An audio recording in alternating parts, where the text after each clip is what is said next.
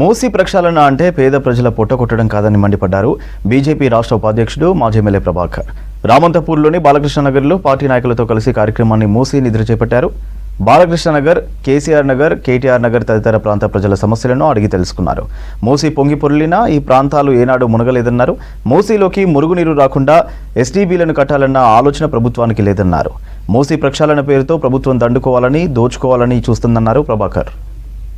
ప్రక్షాళన అంటే, మూసీ సుందరీకరణ అంటే పేద ప్రజల పొట్టలు కొట్టడం కాదు, పేద ప్రజల ఆస్తుల్ని కూలగొట్టడం కాదు, పేద ప్రజల భూముల్ని లాక్కొని పెద్దలకు అప్పచెప్పటం అంతకంటే కాదని చెప్పని ఈ మూసీకి సంబంధించినటువంటి విషయంలోనే మూసీ పొంగి పొర్లిన సమయంలో కూడా ఏ ఒక్క ఇల్లు కూడా మునగలేదన్నటువంటి విషయాన్ని మర్చిపోయినట్టున్నాడు.